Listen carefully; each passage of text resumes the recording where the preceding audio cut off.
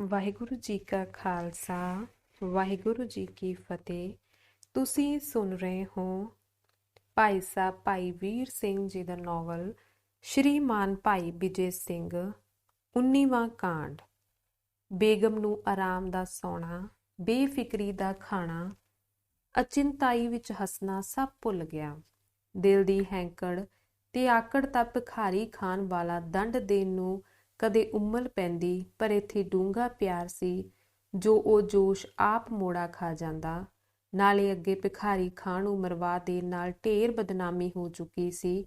ਇਸ ਗੱਲ ਤੋਂ ਵੀ ਡਰਦੀ ਹੁਣ ਜੋੜਾਂ ਤੋੜਾਂ ਤੇ ਟੇਢੀਆਂ ਚਾਲਾਂ ਦੀ ਸੋਚ ਵਿੱਚ ਰਹਿੰਦੀ ਸੀ। ਅੰਤ ਬੇਗਮ ਨੇ ਇਹ ਚਾਲ ਚੱਲੀ ਕਿ ਸ਼ੀਲ ਕੌਰ ਨੂੰ ਇੱਕ ਤੰਗ ਕੋਠੜੀ ਵਿੱਚ ਚੁਪਾਤੇ ਹੀ ਕੈਦ ਕਰ ਦਿੱਤਾ। ਨਿਆਣਾ ਬਾਲਕ ਮਾਂ ਦਾ ਵੇਲੇ ਕੁਵੇਲੇ ਦਾ ਸਹਾਈ ਨਾਲ ਕੈਦ ਹੋਇਆ। ਕੋਠੜੀ ਦੇ ਬਾਹਰ ਪਹਿਰਾ ਰਹਿੰਦਾ ਹੈ। ਇੱਕ ਦਿਨ ਸਵੇਰੇ ਪਾਠ ਦੇ ਮਗਰੋਂ ਸ਼ੀਲ ਕੌਰ ਦੇ ਕਮਰੇ ਵਿੱਚ ਇੱਕ ਗੋਲੀ ਆਈ, ਜਿਸ ਦੇ ਹੱਥ ਵਿੱਚ 2 ਸੁੰਦਰ ਕੌਲ ਸਨ। ਸ਼ੀਲ ਕੌਰ ਦੇ ਅੱਗੇ ਧਰ ਕੇ ਬੋਲੀ ਕਿ ਇਹ ਦੋਵੇਂ ਆਪ ਦੀ ਨਜ਼ਰ, ਇੱਕ ਆਪ ਪੀ ਲਓ ਤੇ ਇੱਕ ਬਰਖੁਰਦਾਰ ਨੂੰ ਪਿਲਾ ਦਿਓ। ਸ਼ੀਲਾ, ਇਸ ਵਿੱਚ ਕੀ ਹੈ?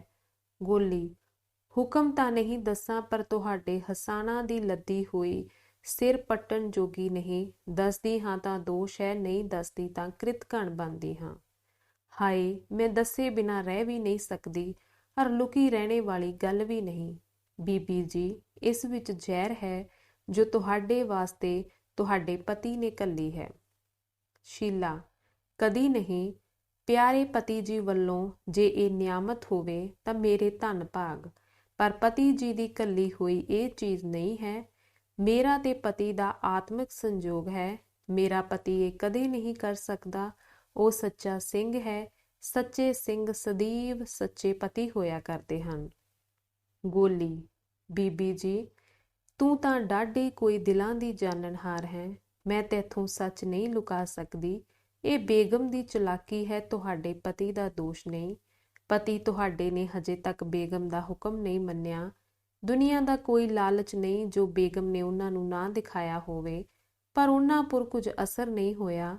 ਜਿਸ ਵੇਲੇ ਬੇਗਮ ਨੇ ਤੁਹਾਥੋਂ ਉਹਨਾਂ ਨੂੰ ਅੱਡ ਕੀਤਾ ਹੈ, ਉਸ ਦਿਨ ਤੋਂ ਅਨੇਕ ਗੋਲੀਆਂ ਹਰ ਵੇਲੇ ਉਹਨਾਂ ਦੇ ਉਦਾਲੇ ਰਹਿੰਦੀਆਂ ਹਨ ਔਰ ਉਹਨਾਂ ਨੂੰ ਸਮਝਾਉਂਦੀਆਂ ਹਨ, ਪਰ ਉਹਨਾਂ ਨੇ ਵੀ ਮਨੋਂ ਧਾਰੀ ਜਾਪਦੀ ਹੈ ਔਰ ਗੰਭੀਰ ਹਾਥੀ ਦੇ ਦੁਆਲੇ ਮੱਖੀਆਂ ਉੱਡਦੀਆਂ ਵਾਂਗ ਉਹਨਾਂ ਨੂੰ ਦੇਖਦੇ ਹਨ। ਕੱਲ ਮੈਂ ਉਹਨਾਂ ਨੂੰ ਇਹ ਕਹਿੰਦੇ ਸੁਣਿਆ ਸੀ ਕਿ ਹੇ ਬੇਗਮ, ਤੈਂ ਆਪਣਾ ਪ੍ਰਣ ਤੋੜਿਆ ਹੈ, ਹੁਣ ਅਸੀਂ ਵੀ ਚਲੇ ਜਾਵਾਂਗੇ। ਪਰ ਬੇਗਮ ਪੈਰਾਂ ਤੇ ਪਾਣੀ ਨਹੀਂ ਪੈਣ ਦਿੰਦੀ।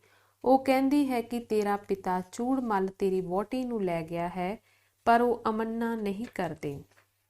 ਸ਼ੀਲਾ, ਅੱਛਾ, ਜੋ ਕਰਤਾਰ ਨੂੰ ਭਾਵੇ, ਅਕਾਲ ਪੁਰਖ ਉਹਨਾਂ ਨੂੰ ਤੱਤੀ ਵਾਹ ਨਾ ਲੱਗਣ ਦੇਵੇ। ਮੈਂ ਤਾਂ ਉਹ ਜਾਣੇ ਸਦਕੇ ਕੀਤੀ ਉਹਨਾਂ ਦੇ ਚਰਨਾਂ ਤੋਂ। ਗੋਲੀ, ਸ਼ਾਬਾਸ਼ ਤੁਹਾਡੇ ਜਨਮ ਦੇ ਅਰ ਤੁਹਾਡੇ ਧਰਮ ਦੇ, ਪਤੀਵਰਤਾ ਹੋਣ ਦੇ। ਤੁਸੀਂ ਤਾਂ ਕੋਈ ਦੇਵਤੇ ਹੋ। ਮੂਰਖ ਬੇਗਮ ਤੁਹਾਡੇ ਅਸਲੇ ਨੂੰ ਨਹੀਂ ਸਮਝਦੀ। ਭੁਜੰਗੀ, ਭਲਾ ਜੇ ਅਸੀਂ ਨਾ ਪੀਵੀਏ ਤਾਂ? ਗੋਲੀ, ਫਿਰ ਕਤਲ ਕੀਤੇ ਜਾਓਗੇ। ਇਹ ਬੇਗਮ ਦਾ ਫੈਸਲਾ ਕਰ ਚੁੱਕੀ ਹੈ। ਇਹ ਬੇਗਮ ਫੈਸਲਾ ਕਰ ਚੁੱਕੀ ਹੈ। ਸ਼ੀਲਾ, ਸਤ ਬਚਨ। ਬਰਖੁਰਦਾਰ, ਇੱਕ ਦਿਨ ਮਰਨਾ ਹੈ ਔਰ ਮੇਰਾ ਤੇਰਾ ਸਿੰਘ ਹੁਰਾਂ ਦੇ ਨਾਲ ਇਸ ਕਿਲੇ ਵਿੱਚੋਂ ਜਿਉਂਦੇ ਜੀ ਨਿਕਲਣਾ ਅਣਹੋਣੀ ਗੱਲ ਹੈ। ਤੇਰੇ ਪਿਤਾ ਦਾ ਇਕੱਲਿਆਂ ਨਿਕਲ ਜਾਣਾ ਕੁਝ ਸੌਖਾ ਹੈ। ਉਹ ਸਿੰਘ ਹਨ। ਕਿਲੇ ਦੇ ਉਸ ਦਿਨ ਵਾਲੀ ਬਾਹੀ ਤੋਂ ਟੱਪ ਕੇ ਵੀ ਜਾ ਸਕਦੇ ਹਨ, ਪਰ ਮੈਂ ਤੀਵੀਂ ਤੇ ਤੂੰ ਬਾਲਕ, ਸਾਡਾ ਨਿਕਲਣਾ ਔਖਾ ਹੈ। ਦੂਸਰੀ ਗੱਲ ਇਹ ਹੈ ਕਿ ਤੇਰਾ ਪਿਤਾ ਧਰਮ ਹਾਰੇ। ਇਹ ਵੀ ਹੋਣ ਵਾਲੀ ਗੱਲ ਨਹੀਂ ਹੈ। ਕੋਈ ਐਸੀ ਪ੍ਰੇਰਨਾ ਨਹੀਂ ਹੈ ਜੋ ਉਹਨਾਂ ਦੇ ਹਿਰਦੇ ਨੂੰ ਪ੍ਰੇਰ ਸਕੇ। ਉਹਨਾਂ ਨੂੰ ਜੇ ਕੇਵਲ ਆਪਣਾ ਹੀ ਫਿਕਰ ਹੋਵੇ, ਤਦ ਜਿੰਦ ਅਰ ਧਰਮ ਦੋਹਾਂ ਦਾ ਬਚਾ ਲੈਣਾ ਉਹਨਾਂ ਲਈ ਸੁਖੇਰਾ ਹੈ, ਪਰ ਮੇਰਾ ਨਾਲ ਹੋਣਾ ਉਹਨਾਂ ਦੀ ਜਿੰਦ ਨੂੰ ਜ਼ਰੂਰ ਲੈ ਗਲੇਗਾ। ਤਾਂ ਤੇ ਭਲਾ ਹੈ ਕਿ ਮੈਂ ਮਰ ਜਾਵਾਂ ਤੇ ਸੁਆਮੀ ਜੀ ਸੁਤੰਤਰ ਹੋ ਕੇ ਆਪਣਾ ਆਪ ਬਚਾ ਲੈਣ। ਤੇਰੇ ਲਈ ਮੈਂ ਆਂਦਰਾਂ ਵੱਲ ਦੇਖਾਂ ਤਾਂ ਜਿਉਣਾ ਹੀ ਭਲਾ ਹੈ, ਪਰ ਜੇ ਅਕਲ ਦੀ ਗੱਲ ਮੰਨਾਂ ਤਾਂ ਤੇਰਾ ਮੇਰੇ ਨਾਲ ਮੇਰੇ ਬਚੜੇ ਚੱਲਣਾ ਹੀ ਚੰਗਾ ਹੈ, ਕਿਉਂਕਿ ਜਦ ਮੈਂ ਮਰ ਗਈ ਤੇਰੇ ਪਿਤਾ ਪਾਸ ਤੈਨੂੰ ਇਹਨਾਂ ਨੇ ਆਪੜਨ ਨਹੀਂ ਦੇਣਾ ਔਰ ਕਈ ਤਰ੍ਹਾਂ ਦੇ ਦਾਬੇ ਤੇ ਲਾਲਚ ਤੈਨੂੰ ਦੇਣਗੇ। ਤੇਰੀ ਉਮਰ ਛੋਟੀ ਹੈ, ਮਤਾ ਤੇਰਾ ਚਿੱਤ ਡੋਲ ਜਾਵੇ, ਤੂੰ ਕੁਝ ਭੁੱਲ ਕਰ ਬੈਠੇ, ਤੇ ਖਾਲਸਾ ਸੁਣੇ ਤਦ ਮੇਰੀ ਕੁੱਖ ਨੂੰ ਸਾਰਾ ਪੰਥ ਤੇ ਘਾਰ ਦੇਵੇ, ਤੇ ਤੇਰੀ ਆਤਮਾ ਸਾਥੋਂ ਵਿਛੜ ਜਾਵੇ। ਭਾਵੇਂ ਮੈਂ ਜਾਣਦੀ ਹਾਂ ਕਿ ਤੂੰ ਸ਼ੇਰ ਬੱਚਾ ਡੋਲਣੇ ਵਾਲਾ ਨਹੀਂ, ਤੇਰਾ ਲਹੂ ਪਵਿੱਤਰ ਤੇ ਦਿਲ ਵਾਲਾ ਹੈ, ਪਰ ਅਵਸਥਾ ਛੋਟੀ ਹੋਣ ਕਰਕੇ ਦਿਲ ਤਸੱਲੀ ਨਹੀਂ ਫੜਦਾ। ਇਸ ਲਈ ਪਿਆਰੇ ਲਾਲ, ਚੱਲ ਹੁਣ ਕਰਤਾਰ ਦੇ ਚਰਨ ਕਮਲਾਂ ਵਿੱਚ ਪਹੁੰਚੀਏ। ਦੁਨੀਆ ਦੇਖ ਲਈ ਗੰਢੇ ਦੇ ਛਿੱਲ ਵਾਂਗ ਹੈ, ਇਸ ਦੇ ਅੰਦਰ ਕੁਝ ਨਹੀਂ ਹੈ। ਮਾਂ ਦਾ ਉਪਦੇਸ਼ ਬੱਚੇ ਦੇ ਦਿਲ ਵਿੱਚ ਘਰ ਘਰ ਗਿਆ।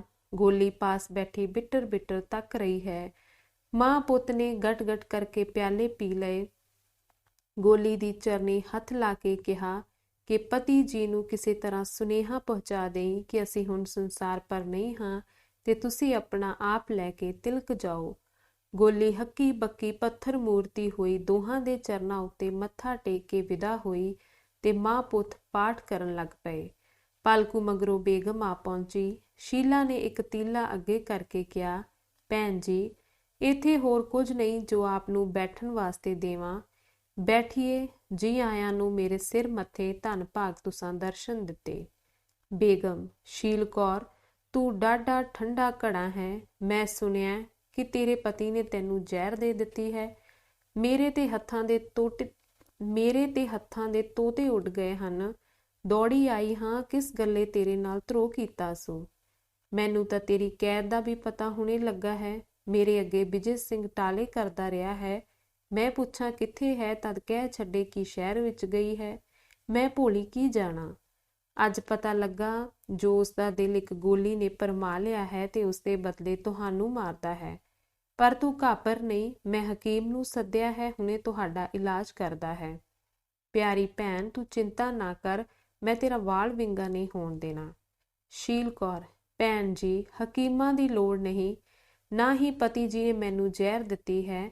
ਇਹ ਫਲ ਤਾਂ ਮੇਰੇ ਹੀ ਖੋਟੇ ਕਰਮਾਂ ਦਾ ਹੈ। ਇਹ ਪ੍ਰਭੂ ਦਾ ਭਾਣਾ ਹੈ ਜੋ ਖੁਸ਼ੀ ਨਾਲ ਝੱਲਣਾ ਹੈ। ਤੁਹਾਨੂੰ ਮੈਂ ਭੈਣ ਕਿਹਾ ਸੀ, ਸੋ ਸ਼ੁਕਰ ਹੈ ਕਿ ਅੰਤ ਤੱਕ ਮੇਰੀ ਵੱਲੋਂ ਨਿਭ ਗਿਆ। ਜੇ ਕੋਈ ਮੇਰੀ ਭੁੱਲ ਚੁੱਕ ਹੋਵੇ ਤਾਂ ਬਖਸ਼ਣੀ। ਬੇਗਮ, ਭੈਣ ਜੀ, ਮੇਰਾ ਕੌਣ ਹੈ? ਤੂੰ ਮੇਰੀ ਧਿਰ ਸੈਂ। ਤੂੰ ਤੁਰ ਗਇਓ ਤਾਂ ਮੈਂ ਕੀ ਕਰਾਂਗੀ। ਮੇਰੀ ਮਾਂ ਤੂੰ ਸੈਂ, ਭੈਣ ਤੂੰ ਸੈਂ, ਦੁੱਖਾਂ ਦੀ ਦਰਦਨ ਤੂੰ ਸੈਂ, ਗਮਾਂ ਦੀ ਵੰਡਣ ਵਾਲੀ ਤੂੰ ਸੈਂ। ਭੈਣ, ਮੈਨੂੰ ਵਾਹ ਲਾ ਲੈਣ ਦੇ, ਇਲਾਜ ਕਰਾ ਲੈਣ ਦੇ। ਸ਼ੀਲਾ, ਭੈਣ ਜੀ, ਤੁਸੀਂ ਆਰਾਮ ਕਰੋ, ਮੇਰਾ ਜੀ ਘਾਬਰਦਾ ਹੈ। ਹੁਣੇ ਜਿੰਦ ਟੁੱਟਣ ਹੀ ਲੱਗਣ ਵਾਲੀ ਹੈ। ਤੁਸੀਂ ਦੇਖ ਕੇ ਘਾਬਰੋਗੇ। ਮੇਰਾ ਗਿਲਾ ਆਪ ਤੇ ਨਹੀਂ, ਮੇਰੀ ਵੱਲੋਂ ਚਿੱਤ ਨੂੰ ਠੰਡਿਆਂ ਰੱਖੋ। ਕਿਸੇ ਪ੍ਰਕਾਰ ਦਾ ਰੰਜ ਮੇਰੇ ਚਿੱਤ ਵਿੱਚ ਨਹੀਂ। ਜੇ ਹੁੰਦਾ ਵੀ ਤਾਂ ਮੈਂ ਬਖਸ਼ਦੀ। ਤੁਸੀਂ ਜਾਓ। ਮੇਰੇ ਪਤੀ ਤੇ ਕਿਰਪਾ ਕਰਨੀ ਤੇ ਉਸਨੂੰ ਇਸ ਕਿਲੇ ਵਿੱਚੋਂ ਛੁਟਕਾਰਾ ਬਖਸ਼ ਦੇਣਾ। ਬਸ ਇੰਨੀ ਵਾਸ਼ਨਾ ਹੈ, ਜੇ ਆਪ ਪੂਰਨ ਕਰੋ ਤਾਂ ਚੰਗਾ। ਇਸ ਵੇਲੇ ਇੱਕ ਸਿਖਾਈ ਹੋਈ ਗੌਲੀ ਦੌੜੀ ਦੌੜੀ ਆਈ ਅਰ ਘਾਬਰੀ ਹੋਈ ਬੋਲੀ, ਬੇਗਮ ਜੀ, ਹਨੇਰ ਹੋ ਗਿਆ। ਇਹ ਸੁਣ ਕੇ ਬੇਗਮ ਹਫਲਾ ਤਫਲੀ ਦੀ ਮਾਰੀ ਚਲੀ ਗਈ। ਉਧਰ ਮਾਂ ਪੁੱਤਰ ਨੂੰ ਜ਼ੋਰ ਨਾਲ ਉੱਪਰ ਛਲਾਂ ਸ਼ੁਰੂ ਹੋ ਗਈਆਂ। ਆਂਦਰਾਂ ਤੋੜ ਤੋੜ ਤੇ ਉਜਰੀ ਨੂੰ ਪੁੱਠੇ ਕਰ ਦੇਣ ਵਾਲੀਆਂ ਕੈਆਂ ਨੇ ਜ਼ਹਿਰ ਦੀ ਬਹੁਤ ਸਾਰੀ ਅੰਸ਼ ਕੱਢ ਦਿੱਤੀ, ਪਰ ਕਮਜ਼ੋਰੀ ਅਰ ਬੇਹੋਸ਼ੀ ਨੇ ਦੋਹਾਂ ਨੂੰ ਐਸਾ ਕਰ ਦਿੱਤਾ ਕਿ ਜੇਕਰ ਕੋਈ ਜਿਉਂਦਾ ਨਹੀਂ ਹੈ। ਸਾਰਾ ਦਿਨ ਬੇਸੁੱਧ ਪਿਆਂ ਬੀਤ ਗਈ।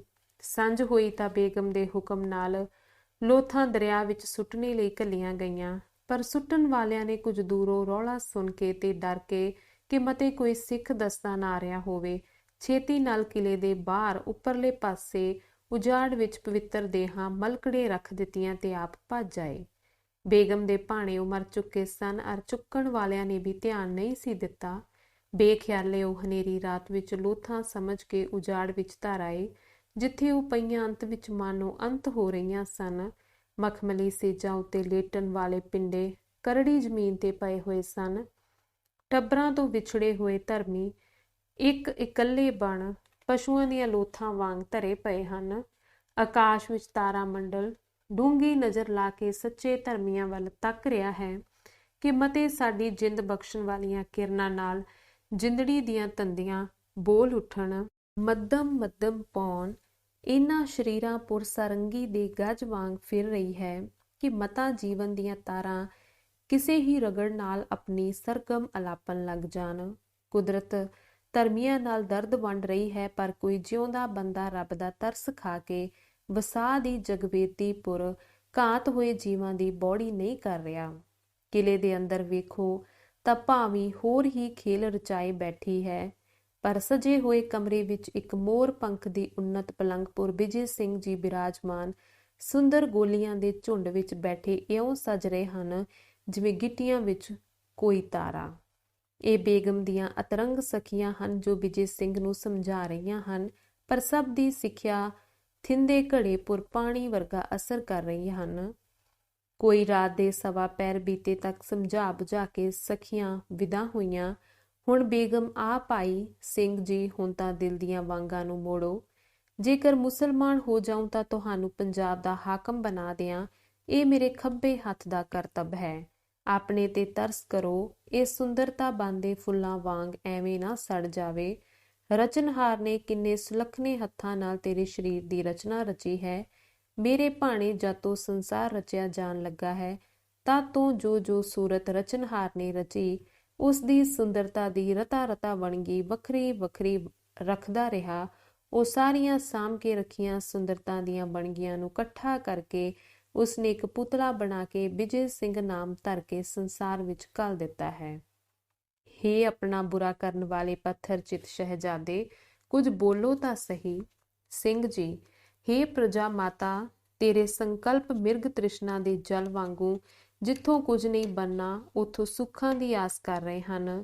ਤੂੰ ਜਿਨ੍ਹਾਂ ਗੱਲਾਂ ਨੂੰ ਸੁੱਖ ਰੂਪ ਜਾਣਦੀ ਹੈ, ਇਹ ਸਭ ਦੁੱਖ ਰੂਪ ਹਨ। ਜਿਹੜਾ ਇਸ ਵੇਲੇ ਮਨ ਨੂੰ ਮੋੜਨਾ ਹੈ ਸੋ ਬੜਾ ਔਖਾ ਤਾਂ ਹੈ, ਪਰ ਫਲ ਬਹੁਤ ਮਿਠਾਸ ਰੱਖਦਾ ਹੈ, ਤੇ ਜਿਹੜਾ ਮਨ ਦੇ ਮਗਰ ਲੱਗਣਾ ਹੈ ਇਹ ਅਨੇਕਾਂ ਕਸ਼ਟਾਂ ਵਿੱਚ ਪਾ ਦੇਵੇਗਾ। ਧਤੂਰੇ ਦਾ ਇੱਕ ਬੀਜ ਬੀਜੀਏ ਤਾਂ ਕੈਸਾ ਸੁੰਦਰ ਬੂਟਾ ਉਗਦਾ ਹੈ, ਕੈਸੇ ਸੋਹਣੇ ਫਲ ਲੱਗਦੇ ਹਨ, ਪਰ ਹਾਏ ਕਿਤਨੇ ਅਣਗਿਣਤ ਜ਼ਹਿਰ ਦੇ ਬੀਜ ਉਸ ਨੂੰ ਪੈਂਦੇ ਹਨ, ਅਰ ਕੇਹੀ ਕਰੜੀ ਵਿਉ ਉਸ ਵਿੱਚੋਂ ਫੈਲਦੀ ਹੈ। ਜੜ੍ਹਾਂ, ਪੱਤੇ, ਟਾਹਣੀਆਂ, ਫੁੱਲ ਸਭ ਵਿੱਚ ਵਿਉ ਭਰੀ ਹੁੰਦੀ ਹੈ। ਫਿਰ ਇੱਕ ਵੇਰ ਵੀ ਬਸ ਨਹੀਂ, ਪਰ ਫਿਰ ਵਿਉ ਦੇ ਫਲ ਲੱਗਦੇ ਹਨ। ਮਨ ਉਸ ਬੂਟੇ ਦਾ ਇੱਕ ਸੋਮਾ ਬਣ ਜਾਂਦਾ ਹੈ, ਜਿਸ ਵਿੱਚੋਂ ਸਦਾ ਵਿਉ ਦੀ ਨਦੀ ਵਗਦੀ ਰਹਿੰਦੀ ਹੈ। ਭੈੜੀਆਂ ਵਾਸ਼ਨਾ ਦਾ ਰੂਪ ਮੋਹ ਨਾਲੋਂ ਸੋਹਣਾ ਲੱਗਦਾ ਹੈ, ਪਰ ਉਹਨਾਂ ਤੇ ਅਮਲ ਕਰਨਾ ਸੱਪ ਦਾ ਵਿਉ ਹੁੰਦਾ ਹੈ। ਭੰਬਟ ਦੀਵੇ ਦੀ ਸੁੰਦਰਤਾ ਪਰ ਮੋਹਿਤ ਹੋ ਜਾਂਦਾ ਹੈ। ਦੂਰ ਰਹੇ ਤਾਂ ਖੈਰ, ਜਦ ਵਾਸ਼ਨਾ ਅਧੀਨ ਹੋ ਨੇੜੇ ਟੁਕਦਾ ਹੈ ਤਾਂ ਖੰਭ ਸੜਵਾ ਕੇ ਡਿੱਗਦਾ ਹੈ ਤੇ ਤੜਫ ਤੜਫ ਮਰਦਾ ਹੈ।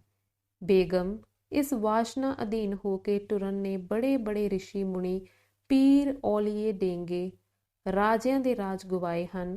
ਫਕੀਰਾਂ ਦੀਆਂ ਫਕੀਰੀਆਂ ਮਿੱਟੀ ਵਿੱਚ ਮਿਲਾਈਆਂ, ਤੇਜਸਵੀਆਂ ਦੇ ਤੇਜ ਇਸਨੇ ਗਵਾਏ ਹਨ। ਰਾਜ ਭਾਗ ਨੂੰ ਪਾ ਕੇ ਆਪਣੇ ਪੈਰਾਂ ਤੇ ਮਜ਼ਬੂਤ ਹੋ ਕੇ ਖੜੋਵੋ। ਭਿਖਾਰੀ ਖਾਨ ਵਾਲਾ ਤਜਰਬਾ ਉਸਤਾਦ ਬਣਨਾ ਚਾਹੀਏ। ਬੇਗਮ, ਹੇ ਕੋਰੜ ਮੋਟ, ਅਭਿੱਜ ਪੱਥਰ, ਮੁਲਾਣਿਆਂ ਵਾਂਗ ਵਾਈਜਾ ਨਾ ਸੁਣਾ। ਇਹ ਦਿਨ ਮੁੜ ਨਹੀਂ ਆਉਣੇ। ਪਿੱਛੋਂ ਇਹੋ ਪਛਤਾਵਾ ਪੱਲੇ ਰਹਿ ਜਾਂਦਾ ਹੈ ਕਿ ਜ਼ਿੰਦਗੀ ਦੇ ਸੋਹਣੇ ਸੋਹਣੇ ਦਿਨ ਧਰਮ ਦੇ ਡਰ ਕਰਕੇ ਗਵਾ ਲਏ। ਸਿੰਘ, ਹੇ ਪ੍ਰਜਾ ਦੀ ਮਾਤਾ, ਕਾਲ ਬਤੀਤ ਹੋ ਰਿਹਾ ਹੈ। ਜੇ ਧਰਮ ਵਿੱਚ ਬੀਤੇ ਤਦ ਵੀ, ਜੇ ਅਧਰਮ ਵਿੱਚ ਬੀਤੇ ਤਦ ਵੀ, ਮਨ ਦੀਆਂ ਮੌਜਾਂ ਮਾਨਣ ਵਿੱਚ ਬੀਤੇ ਤਦ ਵੀ, ਨਾ ਮਾਨਣ ਵਿੱਚ ਬੀਤੇ ਤਦ ਵੀ। ਹਾਂ, ਕਾਲ ਨੇ ਬੇਪਰਵਾਹ ਆਪਣੇ ਨੇਮਾਂ ਵਿੱਚ ਤੁਰੇ ਜਾਣਾ ਹੈ। ਪਿੱਛੋਂ ਤਾਂ ਭਲੇ ਕਰਮਾਂ ਦੀ ਖੁਸ਼ੀ ਤੇ ਬਲ ਪੱਲੇ ਰਹਿ ਜਾਂਦਾ ਹੈ, ਜਾਂ ਮਾੜਿਆਂ ਦਾ ਪਛਤਾਵਾ ਤੇ ਕਮਜ਼ੋਰੀ। ਕਾਲ ਦੇ ਰੱਥ ਨੂੰ ਭਲਾ ਬੁਰਾ ਦੋ ਪਿੰਜ ਹਨ। ਇਹਨਾਂ ਪਿੰਜਾਂ ਦੀਆਂ ਦੋ ਲੀਹਾਂ ਪੈਂਦੀਆਂ ਹਨ, ਇੱਕ ਪਛਤਾਵਾ, ਇੱਕ ਪ੍ਰਸੰਨਤਾਈ। ਰੱਥ ਪਹੀਆ ਸਮੇਤ ਲੰਘ ਜਾਂਦਾ ਹੈ, ਪਰ ਲੀਹਾਂ ਰਹਿ ਜਾਂਦੀਆਂ ਹਨ। ਤੁਸੀਂ ਉੱਚੇ ਘਰਾਣੇ ਦੇ ਹੋ, ਮੁਸਲਮਾਨ ਘਰਾਂ ਦਾ ਮੈਨੂੰ ਠੀਕ ਥਹੁ ਨਹੀਂ, ਪਰ ਹਿੰਦੂ ਘਰਾਂ ਵਿੱਚ ਜਿਨ੍ਹਾਂ ਇਸਤਰੀਆਂ ਨੂੰ ਰੰਡੇਪੇ ਦਾ ਦੁੱਖ ਪੈ ਜਾਂਦਾ ਹੈ, ਉਹ ਸੱਤ ਧਰਮ ਵਿੱਚ ਬੈਠ ਕੇ ਉਮਰ ਕੱਟ ਲੈਂਦੀਆਂ ਹਨ। ਉਹਨਾਂ ਨੂੰ ਬੇਬੇ ਜੀ ਕਰਕੇ ਸੱਦਦੇ ਹਨ ਅਰ ਚੰਗਾ ਸਤਿਕਾਰ ਕਰਦੇ ਹਨ, ਪਰ ਜੇ ਇਸਤਰੀਆਂ ਮਨ ਦੀਆਂ ਖੋਟੀਆਂ ਵਾਸ਼ਨਾ ਦੇ ਮਗਰ ਲੱਗ ਕੇ ਅੱਗੇ ਪਿੱਛੇ ਦੀ ਸੋਚ ਛੱਡ ਦਿੰਦੀਆਂ ਹਨ, ਉਹਨਾਂ ਨੂੰ ਕੋਈ ਮੱਥੇ ਨਹੀਂ ਲਾਉਂਦਾ। ਜਿਨ੍ਹਾਂ ਪਾਪੀਆਂ ਨੂੰ ਉਹ ਭੁਲੇਖੇ ਵਿੱਚ ਫਸ ਕੇ ਸੱਜਣ ਜਾਣ ਬੈਠਦੀਆਂ ਹਨ, ਉਹ ਨਾਲ ਨਹੀਂ ਨਿਭਦੇ। ਉਸ ਸਮੇਂ ਉਹਨਾਂ ਵਿਚਾਰੀਆਂ ਨੂੰ ਪਤਾ ਲੱਗਦਾ ਹੈ ਕਿ ਅਸਾਂ ਭੁੱਲ ਕੀਤੀ ਤੇ ਸਿਆਣਿਆਂ ਦੀ ਸਿੱਖਿਆ ਨਾ ਮੰਨੀ ਤੇ ਮਨ ਦੇ ਵੇਗ ਦੇ ਮਗਰ ਲੱਗੀਆਂ फिर पछताए क्या होए जब चिड़िया चुग गई खेत। ਸਿਆਣੇ ਦੇ ਕਹੇ ਤੇ ਔਲੇ ਦੇ ਖਾਧੇ ਦਾ ਸਵਾਦ ਪਿੱਛੋਂ ਮਾਲੂਮ ਹੁੰਦਾ ਹੈ। ਜੇ ਕੋਈ ਅੱਕ ਦੇ ਫਲ ਨੂੰ ਅੰਬ ਸਮਝੇ ਤੇ ਸਿਆਣੇ ਦਾ ਕਿਹਾ ਨਾ ਮੰਨੇ ਤਾਂ ਕੀ ਹੁੰਦਾ ਹੈ। ਬੇਗਮ ਜਰਾ ਤਿਨਕ ਕੇ, ਸਿੰਘ ਜੀ ਸਿੱਖਿਆ ਠੀਕ ਹੈ, ਦੇਣੀਆਂ ਸੁਖਾਲੀਆਂ ਹਨ, ਪਰ ਮੈਂ ਕੋਈ ਬਦੀ ਦੀ ਗੱਲ ਨਹੀਂ ਕੀਤੀ ਕਿ ਤੁਸਾਂ ਵਿੱਚ ਵਿਆਹ ਤੇ ਵਿਧਵਾ ਵਿਵਾਹ ਮਣੇ ਹਨ। ਸਿੰਘ ਜੀ ਸਿੱਖਾਂ ਵਿੱਚ ਵਿਵਾਹ ਤੇ ਵਿਧਵਾ ਵਿਵਾਹ ਦੀ ਤਾਂ ਖੁੱਲ੍ਹ ਹੈ, ਪਰ ਵਿਵਾਹ ਹੋਵੇ ਤਾਂ ਵਿਵਾਹ ਇੱਕ ਪਵਿੱਤਰ ਸੰਬੰਧ ਹੈ ਜੋ ਪਵਿੱਤਰ ਨਿਯਮ ਨਾਲ ਜਾਇਜ਼ ਹੈ, ਪਰ ਮੈਂ ਤਾਂ ਵਿਵਾਹਿਤ ਹਾਂ। ਬੇਗਮ ਇਸਤਰੀ ਤਾਂ ਆਪਦੀ ਮਰ ਚੁੱਕੀ ਹੈ, ਪਿਆਰੀ ਸ਼ੀਲ ਕੂਚ ਕਰ ਗਈ। ਸਿੰਘ ਜੀ ਅਸੰਭਵ। ਬੇਗਮ ਨਹੀਂ ਸੱਚ, ਚੂੜਮਲ ਆਪ ਦਾ ਪਿਤਾ ਉਸ ਨੂੰ ਲੈ ਗਿਆ ਸੀ, ਮੈਂ ਵੀ ਉਸ ਨਾਲ ਤੋਰਨੋਂ ਨਾ ਨਹੀਂ ਕੀਤੀ ਸੀ। ਤੁਹਾਡੀ ਮਾਤਾ ਬਹੁਤ ਰੋਂਦੀ ਸੀ, ਇਸ ਕਰਕੇ ਟੋਰਨਾ ਪਿਆ ਸੀ। ਤੁਹਾਨੂੰ ਮੈਂ ਅੱਗੇ ਵੀ ਦੱਸ ਚੁੱਕੀ ਹਾਂ, ਪਰ ਹੁਣ ਪੱਕੀ ਖਬਰ ਆਈ ਹੈ ਕਿ ਰਾਤ ਛੱਤ ਡਿੱਗ ਪੈਣ ਕਰਕੇ ਤੁਹਾਡੀ ਵਹੁਟੀ ਤੇ ਪੁੱਤਰ ਹੇਠਾਂ ਦਬ ਗਏ ਹਨ, ਔਰ ਤੁਹਾਡੇ ਭਰਾ ਨੇ ਬੜੀ ਛੇਤੀ ਉਹਨਾਂ ਦਾ ਦਾਹ ਵੀ ਕਰਵਾ ਦਿੱਤਾ ਹੈ। ਕਾਰਨ ਦਾ ਪਤਾ ਨਹੀਂ, ਪਰ ਇੱਕ ਮੁਖਬਰ ਨੇ ਖਬਰ ਦਿੱਤੀ ਹੈ ਕਿ ਤੁਹਾਡੇ ਭਰਾ ਨੇ ਉਹਨਾਂ ਨੂੰ ਮਰਵਾਇਆ ਹੈ। ਛੱਤ ਡਿੱਗਣੀ ਬਹਾਨਾ ਹੈ।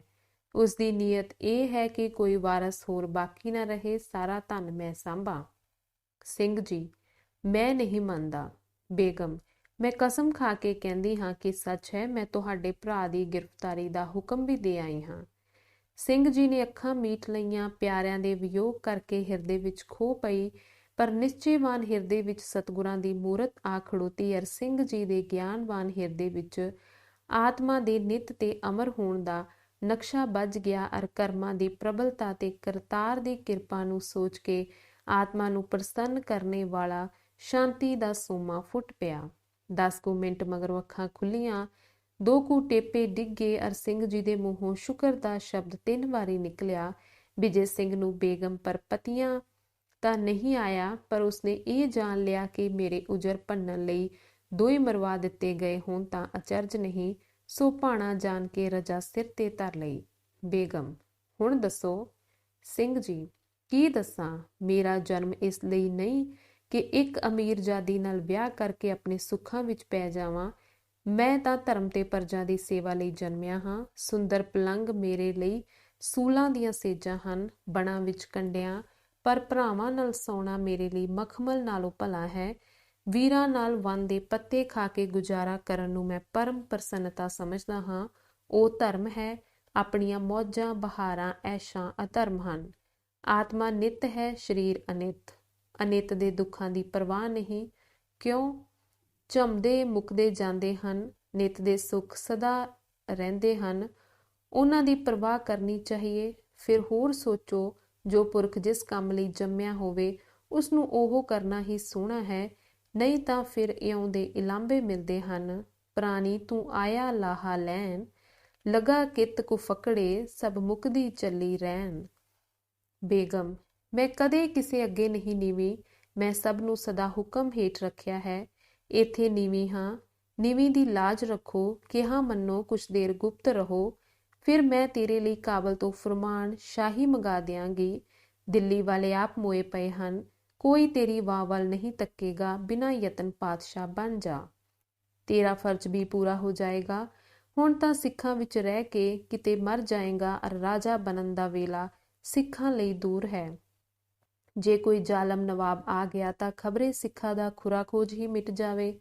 ਇਸ ਵੇਲੇ ਨੂੰ ਹੱਥੋਂ ਨਾ ਜਾਣ ਦੇ, ਪੱਕੀ ਪਕਾਈ ਮਿਲਦੀ ਹੈ, ਬਿਨਾਂ ਲਹੂ ਵੀਟੇ ਹੀ ਰਾਜ ਬਚਦਾ ਹੈ।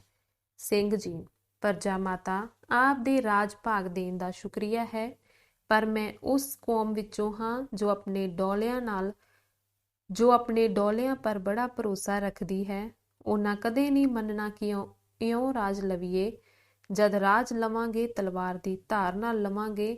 ਦੂਸਰੇ ਅਬਦਾਲੀ ਐਸਾ ਬੁੱਧੂ ਨਹੀਂ ਜੈਸਾ ਤੁਸੀਂ ਸਮਝਦੇ ਹੋ।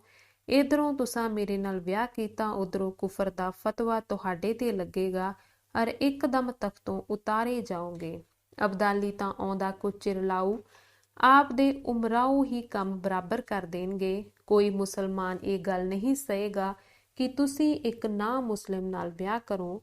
ਹਾਂ ਮੈਂ ਮੁਸਲਮਾਨ ਹੋ ਜਾਵਾਂ ਤਾਂ ਪਰ ਇਹ ਅਸੰਭਵ ਹੈ। ਮੈਂ 14 ਲੋਕਾਂ ਦੀ ਪਾਤਸ਼ਾਹੀ ਨੂੰ ਸਿੱਖ ਧਰਮ ਤੋਂ ਵਾਰ ਕੇ ਸੁੱਟ ਦਿਆਂ।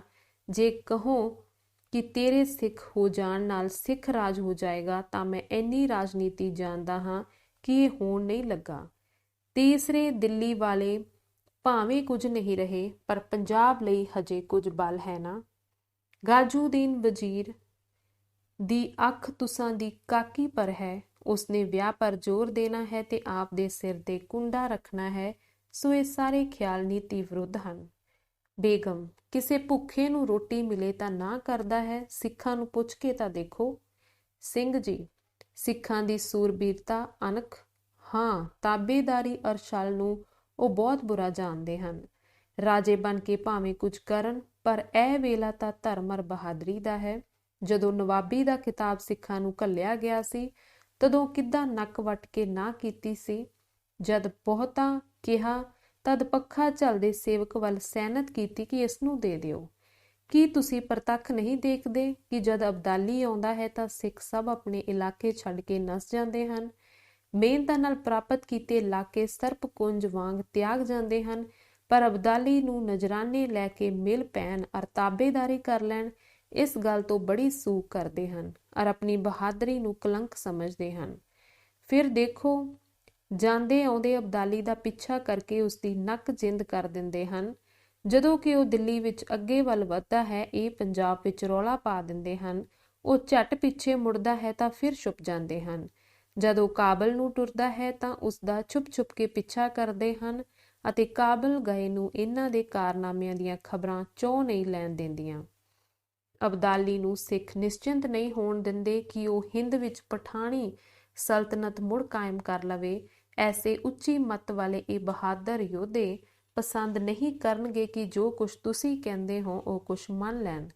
ਇਸ ਲਈ ਮੈਂ ਆਪ ਦਾ ਸ਼ੁਕਰ ਕਰਦਾ ਹੋਇਆ ਆਪ ਦੀਆਂ ਸਾਰੀਆਂ ਗੱਲਾਂ ਤੋਂ ਨਾ ਕਰਦਾ ਹਾਂ। ਮੈਂ ਇੱਕ ਬਣਦਾ ਪੰਛੀ ਹਾਂ। ਸੋਨੇ ਦੇ ਪਿੰਜਰਿਆਂ ਵਿੱਚ ਰਹਿ ਕੇ ਮੋਤੀ ਚੁਗਣ ਨਾਲੋਂ ਮੈਨੂੰ ਸੁਤੰਤਰਤਾ ਵਿੱਚ ਰਹਿ ਕੇ ਬਣ ਦੇ ਕੰਕਰਾਂ ਪੁਰ ਗੁਜ਼ਾਰਾ ਕਰਨਾ ਵਧੇਰੇ ਭਾਉਂਦਾ ਹੈ। ਛੁੱਟੀ। ਸਿੰਘ ਜੀ ਦੀ ਧਰਮ ਅਰ ਸੁਤੰਤਰਤਾ ਦੀ ਸੋਚ ਵੱਲ ਧਿਆਨ ਕੀਤਿਆਂ ਸ਼ਾਬਾਸ਼ੀ ਮੂੰਹੋਂ ਨਿਕਲਦੀ ਹੈ। ਐਤਨੀ ਭਾਰੀ ਲਾਲਚ ਦੀ ਦਸ਼ਾ ਵਿੱਚ ਦ੍ਰਿੜ ਖੜੇ ਹਨ ਤੇ ਮਤ ਉਜਲ ਰੱਖੀ ਹੋਈ ਹੈ। ਨਾ ਡੋਲਦੇ ਹਨ, ਨਾ ਬੁੱਧੀ ਦੀਆਂ ਅੱਖਾਂ ਮੀਟਦੇ ਹਨ। ਅੱਜ ਕੱਲ੍ਹ ਸੋਹਣੀ ਸੂਰਤ ਵੇਖ ਕੇ ਹੀ ਲੋਕੀ ਧਰਮ ਹਾਰ ਰਹੇ ਹਨ। ਵਲੈਤ ਦੀ ਸੈਰ ਕਰਨ ਗਏ ਗੋਰੀਆਂ ਨਾਲ ਚਮੇੜ ਲਿਆਉਂਦੇ ਹਨ। ਘਰ ਦੀਆਂ ਪਈਆਂ ਪਿੱਟਦੀਆਂ ਹਨ। ਲਾਲਚ ਤੇ ਕੀ ਡਿੱਗਣਾ। ਨੀਅਤ ਭੁੱਖੇ ਬਾਲਕ ਵਾਂਗ ਚਿੱਟੇ ਚਮੜੇ ਪੁਰ ਹੀ ਭਿਬਕੇ ਫਿਰਦੇ ਹਨ। ਸ਼ਾਹੂਕਾਰ ਸਰਦਾਰਾਂ ਵੱਲ ਦੇਖੋ ਤਾਂ ਕਮਾਈ ਦਾ ਸਾਰਾ ਹਿੱਸਾ ਮਾੜੇ ਥਾਂ ਤੇ ਐਸ਼ਾ ਪਰ ਖਰਚ ਕਰਕੇ ਗਰੀਬ ਹੁੰਦੇ ਜਾਂਦੇ ਹਨ ਤੇ ਸਰਦਾਰਾਂ ਤੋਂ ਕਾਮੇ ਬਣ ਰਹੇ ਹਨ। ਇਸ ਕਰਕੇ ਸਿੱਖਾਂ ਵਿੱਚ ਦਿਨੋਂ ਦਿਨ ਸਰਦਾਰ ਘੱਟ ਦਿਸਦੇ ਹਨ। ਕੁਝ ਮਰ ਗਏ, ਕੁਝ ਮਾੜੇ ਕੰਮਾਂ ਦੇ ਸ਼ਿਕਾਰ ਹੋ ਗਏ। ਕਈ ਘਰਾਂ ਵਿੱਚ ਦੇਖੋ ਸੁੱਖ ਹੈ ਹੀ ਨਹੀਂ। ਉਸ ਦਾ ਕਾਰਨ ਵੀ ਇਹੋ ਹੈ ਕਿ ਪਤੀ ਪਤਨੀ ਦਾ ਪਿਆਰ ਨਹੀਂ ਹੈ। ਘਰ ਦਾ ਸੁੱਖ ਉੱਡ ਕੇ ਦਰਿਆ ਦੇ ਪੱਥਰਾਂ ਵਾਂਗ ਨਿੱਤ ਦੀ ਰਗੜ ਤੁਰੀ ਚੱਲਦੀ ਹੈ। ਜਿਸ ਦੰਪਤੀ ਦਾ ਪਿਆਰ ਨਾ ਹੋਵੇ, ਉਹਨਾਂ ਦੀ ਸੰਤਾਨ ਮਾਤਾ ਪਿਤਾ ਦਾ ਆਦਰ ਕਰਨੇ ਵਾਲੀ ਬਹੁਤ ਘੱਟ ਹੋਇਆ ਕਰਦੀ ਹੈ। ਘਰ ਪਰਮੇਸ਼ਰ ਨੇ ਸਵਰਗ ਬਣਾਇਆ ਹੈ, ਪਰ ਮਾੜਿਆਂ ਨੇ ਘਰ ਨੂੰ ਨਰਕ। ਜਿਸ ਪ੍ਰਕਾਰ ਪ੍ਰਤੀਬਰਤਾ ਇਸਤਰੀ ਕੁਲ ਦਾ ਚਾਨਣ ਹੁੰਦੀ ਹੈ, ਉਸੇ ਤਰ੍ਹਾਂ ਸਤੀ ਵਰਤ ਪੁਰਖ ਕੁਲ ਦਾ ਦੀਪਕ ਹੁੰਦਾ ਹੈ। ਜੈਸੇ ਇਸਤਰੀ ਲਈ ਪ੍ਰਤੀਬਰਤ, ਵੈਸੇ ਪੁਰਖ ਲਈ ਸਤੀ ਵਰਤ ਧਰਮ ਜ਼ਰੂਰੀ ਹੈ। ਦੋਹਾਂ ਨੂੰ ਆਪੋ ਆਪਣਾ ਧਰਮ ਪਾਲਿਆਂ ਸਾਂਝਾ ਸੁੱਖ ਵੱਧਦਾ ਹੈ। ਦੋਵੇਂ ਧਰਮ ਪਾਲਣ ਤਾਂ ਦੋਵੇਂ ਸੁਖੀ, ਘਰ ਸਵਰਗ ਤੇ ਬੱਚੇ ਚੰਗੇ ਉੱਠਦੇ ਹਨ। ਵਿਚਾਰ ਦਾ ਹੀ ਤਾਂ ਮਨੁੱਖ ਵਿੱਚ ਪਸ਼ੂਆਂ ਨਾਲੋਂ ਵਾਧਾ ਹੈ। ਜਿਨ੍ਹਾਂ ਨੇ ਧਰਮ ਦੀ ਵਿਚਾਰ ਛੱਡੀ ਹੈ, ਉਹਨਾਂ ਨੇ ਮਨੁੱਖ ਪੁਣੇ ਨੂੰ ਤਿਆਗਿਆ ਹੈ। ਹੇ ਖਾਲਸਾ ਜੀ, ਆਪਣੇ ਵੱਡਿਆਂ ਦੇ ਉੱਤਮ ਜੀਵਨਾਂ ਵੱਲ ਦੇਖ ਕੇ ਉਹਨਾਂ ਦੇ ਪੂਰਨਿਆਂ ਪਰ ਤੁਰੋ। ਧਰਮ ਪਾਲਣ ਨਾਲ ਹੀ ਸੰਸਾਰ ਦਾ ਸੁੱਖ ਪ੍ਰਾਪਤ ਹੁੰਦਾ ਹੈ। ਧਰਮ ਨਾਲ ਹੀ ਪਰਲੋਕ ਦਾ ਸੁੱਖ ਹੈ। ਦੇਖੋ, ਗੁਰੂ ਮਹਾਰਾਜ ਜੀ ਨੇ ਕੈਸੇ ਕੈਸੇ ਉੱਤਮ ਉਪਦੇਸ਼ ਪ੍ਰਤੀਬਰਤ ਧਰਮ ਲਈ ਕਹੇ ਹਨ।